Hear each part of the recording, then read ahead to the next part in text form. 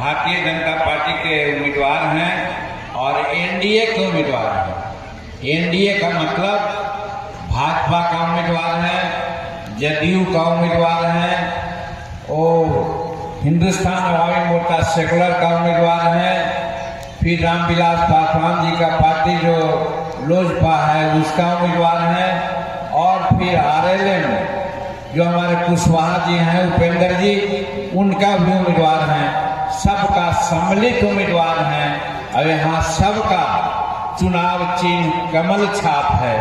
इसलिए आप लोगों से अनुरोध करने आए हैं कि 6 तारीख को 1 नंबर पर कमल छाप पर बटन दबा के भाई केदार गुप्ता जी को आप विजयी बनावें। और आज इस खेल मैदान में जो अध्यक्षता कर रहे हैं हमारे प्रदेश के हम सेकुलर के उपाध्यक्ष श्री रत्नेश पटेल जी हैं और संचालन श्री सौरभ सुमल जी जो कर रहे हैं जनता दल यूनाइटेड के, रामनाथ बाबू जिनकी बात सुने, राजीव प्रताप रूडी जी माननीय सांसद की बात आप सुने, भाई अनिल साहनी जी पूर्व सांसद की बात सुने, और यहाँ पर सभी जो हमारे 5 पार्टी के जिला अध्यक्ष हैं वे सब यहाँ उपस्थित हैं। सबको हम शुभकामना देते हैं, बधाई देते हैं। शरीफुल हक जी हैं, राहुल कुमार जी हैं, और इसी तरह से सभी पार्टी हमारे राज्य स्तरीय और जिला स्तरीय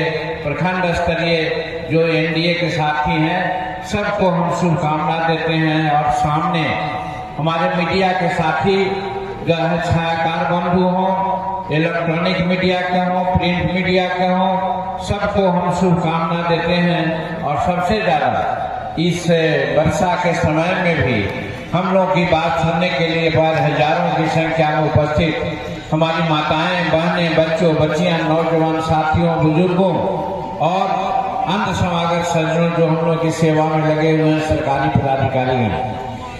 भाषण का समय नहीं रह गया क्योंकि एक सभा और करनी है, 5 बजे के पहले हम लोगों को पहुंच भी जाना है।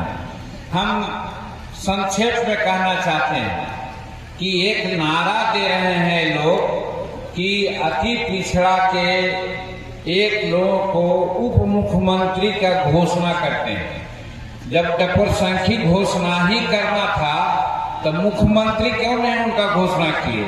मुख्यमंत्री घोषणा करते तो हम समझते थे कि शेरे दिल है, लेकिन वहां तो फिक्स है कि अगर होगा तो तेजस्वी जी की बात आएगी, क्योंकि लालू जी तेजस्वी को मुख्यमंत्री बनाना चाहते हैं। मैं समझता हूं कि ये नौबत आएगी ही नहीं।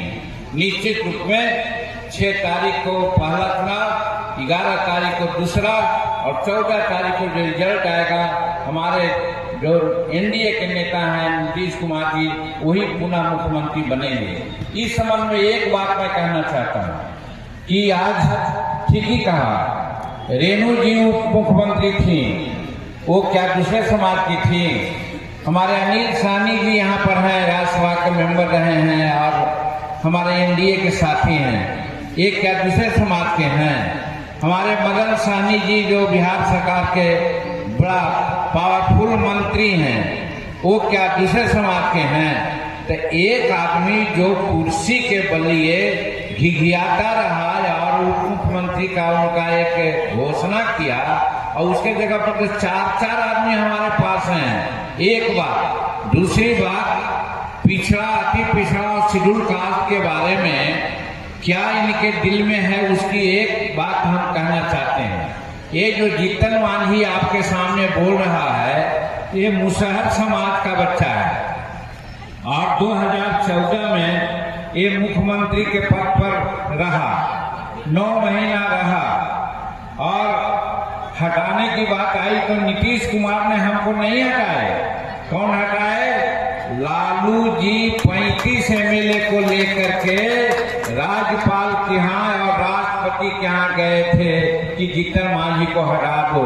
तो जोड़ लीजिए, इनका नारा था ये चूहा खाने वालों, ये बकरी चलाने वालों, पढ़ना लिखना सीखो।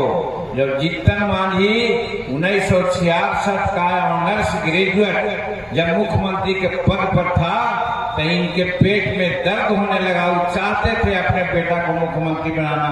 तो ऐसे छली आदमी हैं, इनको कम से कम अति पिछड़ा और शेड्यूल कास्ट के लोगों को तो वोट नहीं देना चाहिए। ये आज आपसे कहने आए हैं। और हमारे केदार प्रसाद गुप्ता जी हम लोग के साथ विधायक रहे हैं, हम इनको भली भांति जानते हैं। ये मंत्री भी रहे और हम देखते हैं कि बहुत अच्छा काम करते हैं, वक्ता हैं, प्रशासनिक क्षमता है इनमें। इसलिए इनको हर हालत में जिताने का काम करें। और एक बात और कह के बात समाप्त करेंगे, समय हम लोग के पास नहीं है। नीतीश कुमार जी 20 वर्ष से यहाँ पर हैं, तो ठीक ही लोग ने कहा कि जब मुख्यमंत्री बनाने की बात आई तो नीतीश कुमार जब 2014 में लोकसभा चुनाव में हार गए थे तो उनको हटाने की बात आई। तो नीतीश कुमार जी हटने का मन बना लिया तो उनको कहा कि आप अपना मन से नेता चुनिए। तो जानते किसको चुना उन्होंने? अपने जात को चुन सकते थे, अपने परिवार को चुन सकते थे। जैसे लालू यादव अपना बेटा को कैसे बनाने के लिए छटपटा रहे हैं, अपना बेटी को कैसे राज्यसभा का मेंबर बना दिए, अपना बेटा उनका तेज प्रताप जी है कैसे दूसरे पार्टी से होकर के भी लड़ रहे हैं। क्या कोई है वो जो सिंगापुर में रहने वाली बच्ची है उसको भी राजनीति में लाना चाहते हैं, माने अपने परिवार को छटपटा रहे हैं लाने के लिए। लेकिन नीतीश कुमार किसको बनाए? एक मुसहर का बेटा जीतन मांझी को उन्होंने चीफ मिनिस्टर बना दिया। तो ऐसे हमारे नीतीश कुमार जी हैं और आज विकास कर रहे हैं जिसका कोई सीमा नहीं। वर्णन करेंगे तो बड़ी समय लगेगा। सिर्फ यही कहना चाहते हैं, आज डबल इंजन की सरकार है। यहाँ नीतीश कुमार है, वहाँ नरेंद्र भाई मोदी जी हैं। नरेंद्र मोदी जी बिहार को जितना आवंटन होना चाहिए उससे तेगुना आवंटन दिया है। और आज विकास यहाँ सड़क बन रही है, स्कूल बन रहे हैं, स्कूल में बच्चे जा रहे हैं, स्वास्थ्य केंद्र में डॉक्टर जा रहे हैं, दवा मिल रही है, सब तरह का काम हो रहा है। तो यहाँ पर वो हैं। और भारत सरकार में हमारे नरेंद्र मोदी जी जो हमारे इकोनॉमी माने हमारा जो आर्थिक स्थिति थी वो 13वां पोजीशन पर था जब 14 में आए थे। तो अब आज जानते हैं जापान को पछाड़ करके आज भारत का आर्थिक स्थिति चौथा हो गया है, चौथा पैदान पर हम लोग हैं। और 2030 में जो हम लोग अगर आप नीतीश कुमार को चुनाव जिता कर मुख्यमंत्री बनाते हैं और 34 तक के नीति और नरेंद्र मोदी वहाँ हैं, निश्चित रूप में भारत संसार का तीसरे अर्थव्यवस्था हो जाएगा। इसलिए हम आप लोगों को कहते हैं कि आप नीतीश कुमार जी को वोट दीजिए और हमारे केदार भाई गुप्ता को दीजिए। और उतना ही नहीं, 2047 में किसी को पुत्र को मुख्यमंत्री बनाना है, किसी को अपने मुख्यमंत्री बनना है, किसी को और करना है। लेकिन नरेंद्र मोदी का एक सपना है कि भारत को 2047 तक संसार का सबसे बड़ा आर्थिक व्यवस्था के रूप में हम पदस्थापित करेंगे। ऐसे नेता हमारे भारत सरकार के हैं। और यही हम कहना चाहते हैं कि एक तरफ देश में इतना अच्छा नेता, दूसरी तरफ राज्य में इतना अच्छा नेता, और फिर केदार भाई ऐसा आपका उम्मीदवार, ये मणिकांत सिंह संजोग है। इसलिए इनको आप 6 तारीख को 1 नंबर पर कमल छाप पर बटन दबा करके इनको आप जिताइए। और समय आएगा आपसे बात कहूंगा, कहने के लिए कुछ नहीं है। और ये सब लोग भ्रष्टाचारी हैं, ये तो कोई केस में सजा जाता है, कोई जमानत पर चल रहे हैं, कखनी जेल जाएंगे उसका कोई हिसाब नहीं। और जेल स्वतंत्रता सेनानी के लिए नहीं जाएंगे, वो लोग भ्रष्टाचार किए हैं, जमीन बेचे हैं, घूस लिए हैं, ये सब के लिए गए हैं। तो ऐसा भ्रष्टाचारी सरकार आएगा तो ठीक रूडी जी कह रहे थे कि उनको तो रेट फिक्स करना चाहिए था। और नौकरी कहाँ से देंगे? नौकरी देना है घर घर तो 7 करोड़ नौकरी की आवश्यकता होती है। 7 करोड़ नौकरी कहाँ से आएगा? उसके लिए हम लोगों को 7 लाख करोड़ रुपया की आवश्यकता होगी। आज बिहार का बजट 3,17,000 करोड़ है। आज बजट हमारा है, उससे दोगुना बजट कहाँ से लाएंगे? चुनाव जीतेंगे अगर, वो तो होने वाला नहीं है, तो कहेंगे कि सब खजाना खाली कर दिया है लोग, इसलिए हम क्या करें? तो ये सिर्फ झूठा वादा कर रहे हैं। इसलिए इन लोगों के भ्रम में नहीं पड़िए मेरे भाइयों बहनों। और 6 तारीख को कमल छाप पर 1 नंबर पर आप बटन दबा करके भाई केदार गुप्ता जी को आप जिताइए।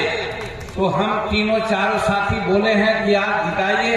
क्या आप लोग हाथ उठा के चाहते हैं इनको जिताइएगा? इनको कमल छाप का बटन दबाइएगा, दीजिएगा पक्का? तो क्या इनको विजय माला हम लोग पहना दें?